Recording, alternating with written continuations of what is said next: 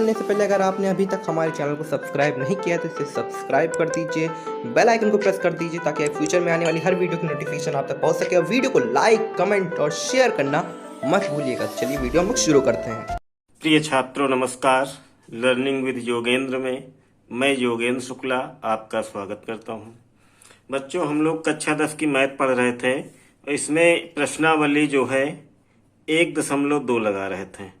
प्रश्नावली 1.2 इसको सॉल्व कर रहे थे और इसको सॉल्व करते वक्त हम लोगों ने 2 सवाल जो है सॉल्व कर लिए थे। अब चलते हैं हम सवाल नंबर 3 की ओर। सवाल नंबर 3 हमारा है, अभाज्य गुणनखंड विधि द्वारा निम्नलिखित पूर्णांकों के एचसीएफ और एलसीएम ज्ञात कीजिए। और इसमें पूर्णांक आपके दिए गए हैं 12, 15 और 21।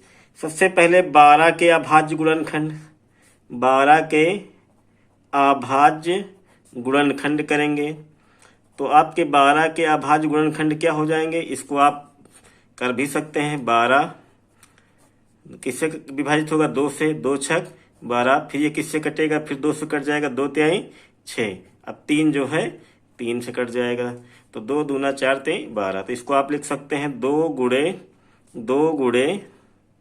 3, या इसको आप इस प्रकार भी लिख सकते हैं कि 2 की पावर कितना, 2 का गुणा कितनी बार, 2 बार है तो 2 की पावर 2, 2 की घात 2, 2 का गुणा 2 बार तो 2 की घात 2 और गुणे में कितना है 3। अब 15 के अभाज्य गुणनखंड करते हैं। 15 के अभाज्य गुणनखंड, अभाज्य गुणनखंड इसलिए कहते हैं क्योंकि ये इसके गुणनखंड आते हैं सभी संख्याएं क्या होती हैं, अभाज्य होती हैं। तो 15 के अभाज्य गुणन हो जाएंगे 3 गुणे 5, 3 गुणे 5। यहाँ पे देखिए 3 की घात 1 है, 5 की घात 1 है तो इसको ऐसे ही लिखा रहने देंगे। अब अगली संख्या हमारी है 21। 21 के अभाज्य गुणनखंड, 21 के अभाज्य गुणनखंड तो 21 को हम लिख सकते हैं 3 गुणे 7, 3 सत्ते 21। इसी प्रकार तीनों फैक्टर आप इसी प्रकार कर सकते हैं। तो इस प्रकार करने से जो हमें गुणनखंड प्राप्त होंगे वो अभाज्य गुणनखंड प्राप्त होंगे। सबसे न्यूनतम संख्या से गुणा शुरुआत करनी है आपको। तो यहाँ पे अब सबसे पहले हमें यहाँ ज्ञात करना एचसीएफ ज्ञात करना है। तो एचसीएफ ज्ञात करने के लिए क्या किया जाता है, एचसीएफ हमें क्या ज्ञात करना है, एचसीएफ ज्ञात करना है आपको, एचसीएफ में देखिए बच्चों, एचसीएफ क्या होता है कि जो इसमें उभयनिष्ठ हो, जो उभयनिष्ठ मतलब जो कॉमन हो वही हमारा क्या हो जाएगा, एचसीएफ हो जाएगा। तो एचसीएफ में हम लिख सकते हैं उभयनिष्ठ अभाज्य गुणनखंडों का न्यूनतम घात का गुणनफल, गुणनखंडों का न्यूनतम घात का गुणनफल। अब बच्चों यहाँ पे देखेंगे तो इसमें देखेंगे एक फैक्टर आपका ये है, एक इसका ये है 15 का और 21 का ये। तो यहाँ पे देखेंगे 3, देखिए 3 यहाँ पर भी है, यहाँ पर भी है और यहाँ पर भी है। तो 3 हमारा जो यहाँ उभयनिष्ठ मिल रहा है तो हमारा जो एचसीएफ होगा, तो हमारा एचसीएफ क्या हो जाएगा, ये हो जाएगा 3। इसी प्रकार एलसीएम ज्ञात करना है। तो एलसीएम क्या होगा, इसे यहाँ है उभयनिष्ठ अभाज्य गुणनखंडों का न्यूनतम घात। तो एलसीएम में होता है कि सभी अभाज्य गुणनखंडों की, सभी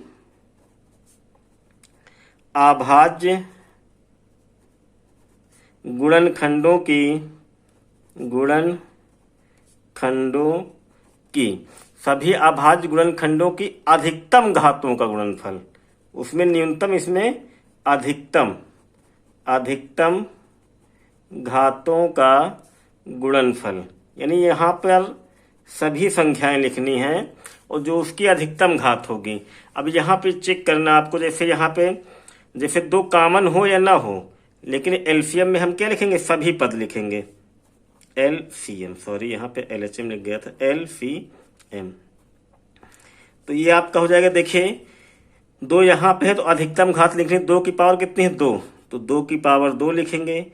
फिर 3 जो है यहाँ पर भी है, यहाँ पर भी, यहाँ पर भी, अधिकतम घात लिखेंगे। तो देखिए अधिकतम घात यहाँ भी घात 1 है, यहाँ भी घात 1, तो अधिकतम घात 1 ही है, तो 3 की घात 1। उसके बाद आप चेक करेंगे, अब अगली संख्या देखिए 5 यहाँ पर है, 5 लिखेंगे, 5 की घात 1। 7 यहाँ पर है, 7 लिखेंगे, 7 की घात 1। अब इसको आप देखेंगे 2 की पावर 2 है, तो 2 दूनी 4, 4 गुणे 3 गुणे 5 गुणे 7। अब 4 तें 12 और गुणे में कितना है 5 और गुणे में कितना आपका 7, तो 12 पंचे 60 हो जाएगा, और 60 गुणे 7, 7 छंग 42, ये आपका आ जाएगा 420। तो एलसीएम जो है आपका आ गया 420, और आपका एचसीएफ जो है तो कितना है 3 आया था। इसी प्रकार हम अगले सवाल की ओर चलते हैं। हमारा जो अगला सवाल है वो है 17, 23, 29। जो इसका सेकेंड पार्ट है ये है 17, 23 और 29। तो 17 के अभाज्य गुणनफल सबसे पहले लिखेंगे, 17 के अभाज्य गुणनखंड। अब 17 के अभाज्य गुणनखंड देखेंगे तो 17 को हम क्या लिख सकते हैं, 1 गुणे 17, 17 एकम 17, और इसको इससे छोटे गुणनखंडों के रूप में नहीं तोड़ा जा सकता। इसी प्रकार 23 के अभाज्य गुणनखंड, 23 के अभाज्य गुणनखंड, तो 23 भी एक अभाज्य संख्या है, तो 1 गुणे 23 लिखेंगे। अब अगला है 29 के अभाज्य गुणनखंड, 29 के अभाज्य गुणनखंड, तो इसको हम क्या लिखेंगे, 1 गुणे 29, क्योंकि 29 को भी इससे सरल गुणनखंडों के रूप में नहीं तोड़ा जा सकता। अब हमारा एचसीएफ क्या होगा, तो बच्चों एचसीएफ में हमने बताया कि जो उभयनिष्ठ हो, जो इसमें क्या है उभयनिष्ठ हो, उसकी न्यूनतम घात का गुणनफल लिया जाता है। तो उभयनिष्ठ देखिए यहाँ 1, यहाँ पर भी 1, यहाँ पर भी 1, यानी उभयनिष्ठ क्या मिल रहा है 1 मिल रहा है, और इसकी न्यूनतम घात 1 ही है, तो हमारा एचसीएफ क्या आ जाएगा 1 आ जाएगा। इसी प्रकार एलसीएम, इसी प्रकार हम लोग एलसीएम ज्ञात करेंगे। तो आपका एलसीएम जो होगा, एलसीएम में क्या लेते हैं कि सभी अभाज्य गुणनखंडों की अधिकतम घात, जितने अभाज्य गुणनखंड आए हैं उनकी अधिकतम घातों का गुणनफल। देखिए सभी 1 की घात 1 सब में है, तो 1 तो 1 हो जाएगा, बाकी सभी गुणनखंड हमें लिखने हैं अधिकतम घात के। तो यहाँ 17 है, 17 लिखेंगे, 23 है, 23 लिखेंगे, और गुणे 29। 17 एकम 17, 23 को गुणा 17 से करेंगे, 17 ते 51 का 1 हासिल कितना आया 5, और 17 दूना 34, 34 5 39, 391 गुणे 29।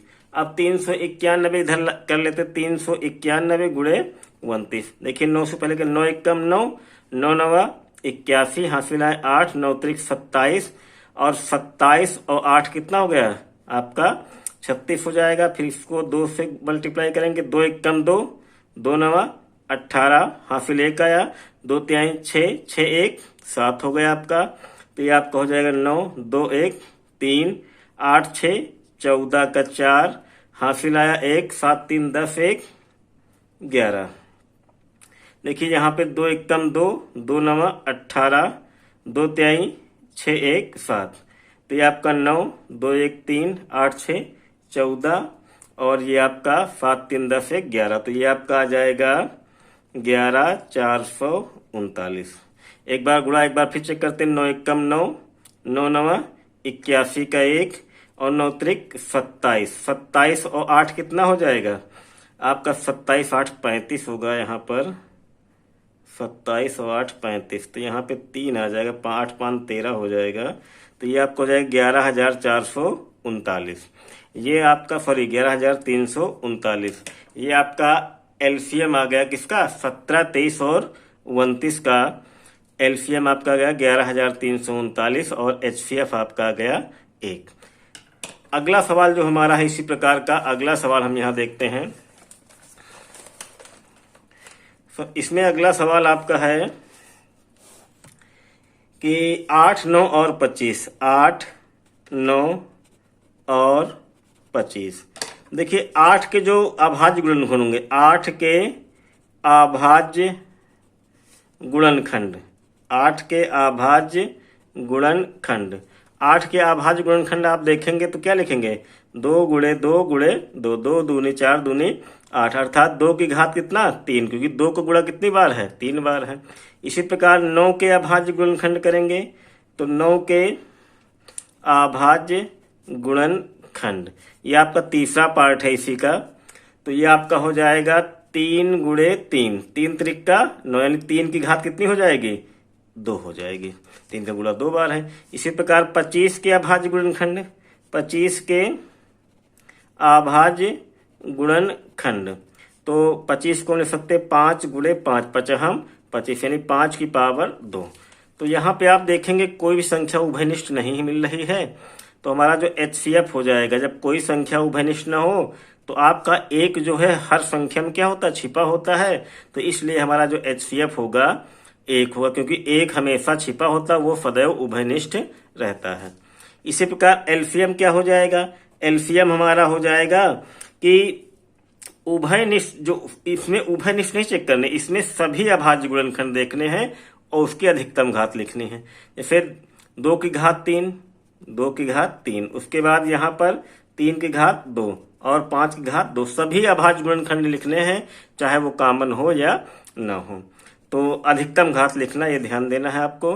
2 दूनी 4 दूनी 8, 3 त्रिका 9 और 55 25, 55 25। अब आप देखेंगे 8 9 72 गुणे 25, 25 दूना अब क्या हो जाएगा, 25 दूना 50, हासिल आया 5, और 25 का गुणा 7 से करेंगे तो 25 का 25, 25 दूना 50, 25 ते 75, 25 चौको 100, 25 पंचे 125, 25 छक्का 150, 25 सत्ते 175 और 5 180। ये आपका आ गया LCM, जो आपका आया है ये आपका आ गया 1800।